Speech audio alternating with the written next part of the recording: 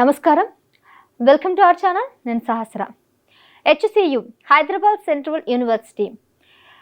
ఈ యూనివర్సిటీకి సంబంధించిన విద్యార్థులంతా నిన్న ఉగాది పండుగ రోజు అక్కడ జరుగుతున్నటువంటి ఒక భూ వివాదం గురించి రోడ్డు మీదకి వచ్చి నిరసన కార్యక్రమాలు చేశారు.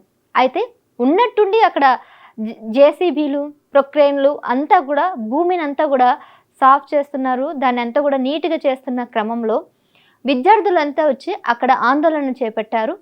ఆ భూములని సాఫీ చేయకూడదు, ఇక్కడికి ఆపేయాలి, అవసరమే లేదన్నట్టు ప్రొటెస్ట్ చేస్తూ ఉన్నారు. ఈలోపే భారీ బందోబస్తుతో పోలీసులంతా కూడా మోహరించారు. వారందరినీ కూడా లాఠీలతో కొట్టి మరి విద్యార్థులందరినీ కూడా వ్యాన్లోకి ఎక్కించి తీసుకువెళ్లారు. ఒకవైపు పోలీసులు, మరోవైపు విద్యార్థులు. ఒక రణరంగమే అక్కడ అయిందని తెలుసుకుంటున్నారు. ఉగాది పండుగ రోజు అంత సెలవు దినాన ఎవరు ఉండరు కదా అన్నట్టు ప్రభుత్వం ఆ పని దిశగా వెళ్తుంది. అయితే ఈలోపే కొంతమంది విద్యార్థులకి అసలు విషయం తెలిసి అక్కడికి చేరుకొని మిగిలిన విద్యార్థి సంఘాలతో అందరూ కూడా అక్కడికి వచ్చిన తర్వాత పెద్ద ఎత్తున ఒక గొడవ, అంటే అదొక రకమైన యుద్ధమే అని చెప్పాలి, ఆ విధంగా చేశారు.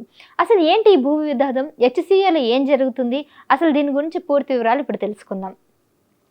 ఒకవైపు తెలంగాణ ప్రభుత్వం, మరోవైపు విద్యార్థి సంఘాలు, ఇంకోవైపు ప్రతిపక్షాలు బారాస, భాజపా, బీఆర్ఎస్ పార్టీ నాయకులు, బీజేపీ పార్టీ నాయకులు కూడా విద్యార్థులకు మద్దతు పలుకుతున్నారు. అసలు ఈ భూ వివాదం గురించి పూర్తిగా మనం మాట్లాడుకున్నట్లయితే ఈ వివాదం ఇప్పుడుది కాదు, గత 10 ఏళ్ల నుంచే జరుగుతుందని చెప్పొచ్చు. దాదాపుగా 2024 నుంచి జరుగుతున్నటువంటి ఈ వివాదం మళ్ళీ తెరపైకి వచ్చిందని చెప్పొచ్చు.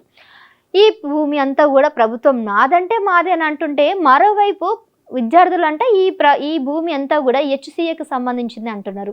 యూనివర్సిటీ మొదలయ్యి ఇప్పటి వరకు చాలా ఏళ్ళవుతుంది. అయితే యూనివర్సిటీ మొదలైనప్పుడు యూనివర్సిటీకి సంబంధించి 2300 ఎకరాలలో హైదరాబాద్ సెంట్రల్ యూనివర్సిటీ ప్రారంభించారు. ఆ టైంలో 2300 ఉన్నటువంటి ఎకరాలలో డెవలప్మెంట్ పేరుతో, లేదంటే వేరే మౌలిక సదుపాయాల పేరుతో, లేకపోతే TGISSకి దాదాపుగా 500 ఎకరాలను కూడా భూమి కేటాయించారు.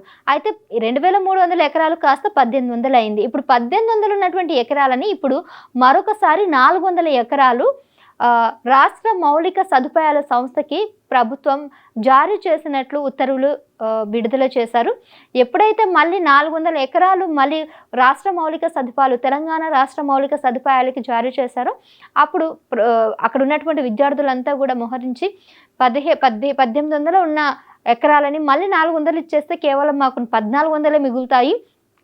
ఇలా ప్రభుత్వం ఇష్టానుసారంగా భూములన్నీ కూడా వేరే రాష్ట్రాలకి, వేరే డిపార్ట్మెంట్కి, వేరే ఇతర IT కంపెనీలకి వాళ్ళ ఇష్టానుసారంగా పంచిపెడుతూ ఉంటే విద్యార్థులకు అంతా అన్యాయం జరుగుతుంది. ఈ భూములు కేవలం విద్యార్థులు లేదంటే యూనివర్సిటీకి సంబంధించింది.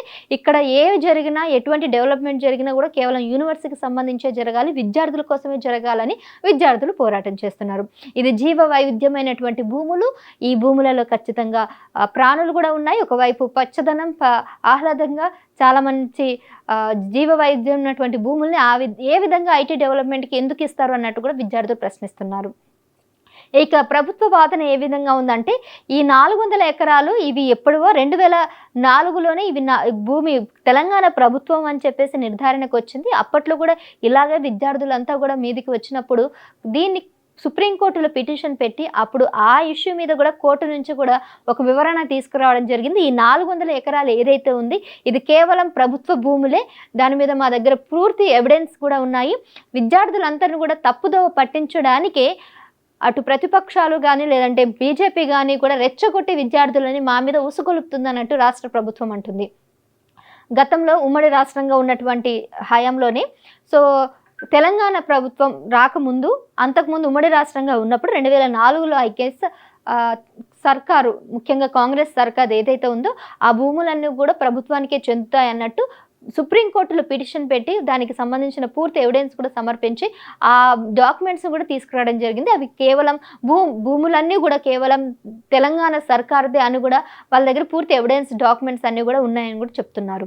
అయితే ఇకపోతే ఇవన్నీ కూడా తప్పుడు ఆరోపణలు, తప్పుడు ఎవిడెన్స్ చూపిస్తూ మభ్య పెడుతున్నారు ప్రభుత్వానికి, ప్రజలకు అన్నట్టు కూడా ఇక్కడ విద్యార్థులు అయితే చెప్తున్నారు. అదంతా కూడా HCAకి సంబంధించిన అటువంటి ఆవరణ ఉన్నటువంటి భూములని కావాలని ఇలా IT డెవలప్మెంట్కి ఇస్తున్నారని అంటున్నారు.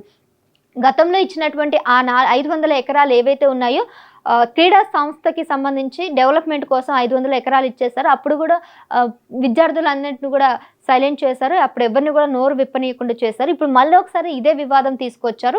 ఇప్పుడు దీన్ని కూడా రాష్ట్ర మౌలిక సదుపాయాల సంస్థకి ఇస్తున్నామని అంటున్నారు. కానీ టీజీఐఎస్సీ సంస్థ ఏం చెప్తుంది?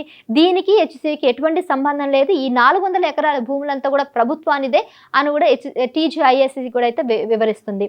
సో టీజీఐఎస్కి సంబంధించిన ఈ భూముల మీద హెచ్సికి ఎలాంటి హక్కు లేదు, మాట్లాడడానికి కూడా లేదు. అటు ప్రతిపక్షాలు విద్యార్థులంతా కూడా కావాలనే గందరగోళాన్ని ఇక్కడ సృష్టించడానికి ప్రయత్నిస్తున్నారు. ఎవరైతే దీన్ని అడ్డుకునే ప్రయత్నం చేస్తారో ఎవరిని కూడా ఊరికే వదిలేదు. రాష్ట్ర ఉల్లంఘనకి, రాష్ట్ర ప్రభుత్వం చేస్తున్నటువంటి నిర్ణయాలకి ఎవరైనా అడ్డుపడితే వారి మీద కఠిన చర్యలు తీసుకుంటామంటూ రాష్ట్ర ప్రభుత్వం అయితే కీలక నిర్ణయం తీసుకొని పోలీసులన్నీ అక్కడికి దింపి విద్యార్థులందరినీ కూడా వ్యాన్లో ఎక్కించి పోలీస్ స్టేషన్లకి, స్థానాలకి అయితే తరలించారు. నిలబడ్డవారిని, నిలబడలేని ఎదిరించే వాళ్ళని, రాళ్లతో కొట్టేవారిని, లేకపోతే మాట్లాడే వాళ్ళని ఎవరిని పడితే వాళ్ళు పోలీసులు గత 2 రోజుల నుంచి, అంటే నిన్నటి నుంచి ఈ రోజు నుంచి గొడవ జరుగుతూనే ఉంది. అక్కడ విద్యార్థులందరినీ కూడా లాఠీతో కొట్టడం కూడా పోలీసులు అయితే అక్కడ చేయడం జరుగుతుంది. మరోవైపు పోలీసులకి ధీటుగానే విద్యార్థులు కూడా అక్కడ ఒక రకమైనటువంటి రణరంగాన్ని క్రియేట్ చేసి తగ్గేదిలే అన్నట్టు కూడా అక్కడ వాళ్ళందరితో గొడవ పెట్టుకోవడానికి అయితే సిద్ధంగా ఉన్నారు. మేమో లేకపోతే మీరా అన్నట్టు కూడా అటు ప్రభుత్వం, ఇటు విద్యార్థి రంగాలు, విద్యార్థి సంఘాలు రెండు కూడా అక్కడ గొడవ జరుగుతూ ఉన్నాయి. అసలు ఇంకా భూముల విషయాలకు వస్తున్నట్లయితే ఈ భూములు ఎక్కడి నుంచి వచ్చాయి ఏంటి అనేవి కూడా మనం పూర్తిగా తెలుసుకున్నట్లయితే ఇప్పుడు దాని గురించి మరొకసారి క్లుప్తంగా మీకు వివరిస్తాను. అసలు ఈ భూమి ఎక్కడ ఉంది, ఎగ్జాక్ట్గా ఉందంటే రంగారెడ్డి జిల్లా శేర్లింగంపల్లి మండలంలో ఉన్నటువంటి కంచెల గచ్చిబౌలి ల్యాండ్ అని చెప్పొచ్చు. మరి ఈ ల్యాండ్ ఆవరణ యాక్చువల్లీ ఇది ఐటీ డెవలప్మెంట్ కోసం కేంద్రీకరించినటువంటి భూములు. ఒకప్పుడు దీన్ని ప్రభుత్వమే వాటికి ఇవ్వడానికి సిద్ధంగా ఉన్నాయి. కానీ ప్రభుత్వాలు కావాలని వీటన్నిటిని కూడా ఐటీ డిపార్ట్మెంట్కి, ప్రైవేట్ డిపార్ట్మెంట్స్కి ఇస్తున్నాయి అంటూ అటు మరోవైపు విద్యార్థులంతా కూడా దీని మీద గగ్గోలు పెడుతున్నారు. ఇక రంగారెడ్డి జిల్లా షేర్లింగంపల్లి మండలం కంచెగచ్చిపల్లి గ్రామంలో సర్వే నెంబర్ 25లోని 400 ఎకరాల భూమిని 13 జనవరి 2004లో నాటి ఆంధ్రప్రదేశ్ ప్రభుత్వం క్రీడా వసతుల అభివృద్ధి కోసం ఐఎంజీ అకాడమీ భారత ప్రైవేట్ లిమిటెడ్కు కేటాయించింది. ఐఎంజీ అకాడమీస్ ఈ ప్రాజెక్టును ప్రారంభించక ముందే 2006 నవంబర్ 21 నాటి రాష్ట్ర ప్రభుత్వం జీవో నెంబర్ 111080 S1 2003 ప్రకారం ఆ కేటాయింపులను రద్దు చేసి AP youth advancement, tourism and cultural డిపార్ట్మెంట్కు దాన్ని కేటాయించింది. ఇక ఈ కేటాయింపులపై ఏఎంజీ అకాడమీ 2006లో హైకోర్టులో రిట్ పిటిషన్ దాఖలు చేయగా సుదీర్ఘ న్యాయ పోరాటం తర్వాత 7th మార్చ్ 2024 రాష్ట్ర ప్రభుత్వానికి అనుకూలంగా హైకోర్టు తీర్పునిచ్చింది. హైకోర్టు వీటి మీద ఉత్తర్వులు జారీ చేసింది. ఇక ఈ తీర్పుపై ఐఎంజీ అకాడమీ సుప్రీంకోర్టు సవాల్ చేయగా 3 మే 2024 IMG academies petition supreme court dismiss చేసింది.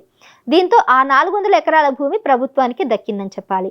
అనంతరం టీజీఐఎస్సీ విజ్ఞప్తితో శేర్లింగంపల్లి డిప్యూటీ కలెక్టర్, తహసీల్దార్ రెవెన్యూ రికార్డుల ప్రకారం కంచెగచ్చిబౌలిలోని 400 ఎకరాల భూమిని ప్రభుత్వ భూమిగా నిర్ధారించి ఆక్రమణలకు గురి కాకుండా తర్వాత అభివృద్ధి పనులకు గాను ఆ భూమిని స్వాధీనం చేసుకోవాలని అధికారులకు సూచించారు. ఇక ఆ తర్వాత 2022 సెప్టెంబర్ 14 నాటి బీఆర్ఎస్ ప్రభుత్వం జారీ చేసిన GO MS number 571 revenue department ప్రకారం భూ కేటాయింపులకు సంబంధించిన కొత్త విధానం అధికారికంగా ఈ ఆధారంగా 400 ఎకరాల ప్రభుత్వ భూమిని కొలిచి హక్కుల బదిలీ చేసేందుకు రాష్ట్ర ప్రభుత్వం ఐఎన్సి విభాగం 19th జూన్ 2024 సూచించింది. ఇక అదే రోజున ఐటీ ఇతర ప్రాజెక్టుల ఏర్పాటుకు తమకు భూమిని కేటాయించాలని టీజీఐఎస్సీ ప్రతిపాదన సమర్పించగా 400 ఎకరాల ప్రభుత్వ భూమి హక్కులను టీజీఐఎస్సీకి బదిలీ చేస్తూ 24th జూన్ 2024 ప్రభుత్వ రెవెన్యూ శాఖ ముఖ్య కార్యదర్శి ఉత్తర్వులు జారీ చేయగా జూలై 1, 2024 రెవెన్యూ అధికారులు పంచనామా నిర్వహించి టీజీఐఎస్సీకి అప్పగించారు. ఇక అప్పటి నుంచి ఆ భూమి ప్రభుత్వ స్వాధీనంలోనే ఉందని చెప్పాలి. తమకు కేటాయించిన సదరు భూమికి సంబంధించిన ఉమ్మడి సరిహద్దుల గుర్తింపు హెచ్సియు అధికారుల సమన్వయంతో 19th జూలై 2024లో జరిగినట్టు ప్రభుత్వం కూడా స్పష్టం చేసింది.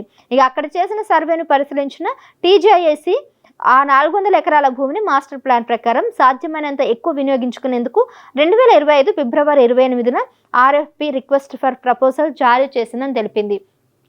అయితే 2025 ఫిబ్రవరిలో ఎప్పుడైతే జారీ చేస్తారో రీసెంట్గా అంటే మార్చ్ 29వ తారీఖు అలాగే 30వ తారీఖు అంటే నిన్న ఈ 2 రోజుల నుంచి కూడా పరిశీలించి నిన్న పండుగ రోజు ఆ కార్యక్రమాన్ని మొదలుపెట్టారు. ఎప్పుడైతే ఈ కార్యక్రమం మొదలుపెట్టారో అప్పటి నుంచి కూడా మొత్తం కూడా ఈ ఉద్రిక్త పరిస్థితులు అయితే నెలకొన్నాయి విద్యార్థుల సంఘాల నుంచి.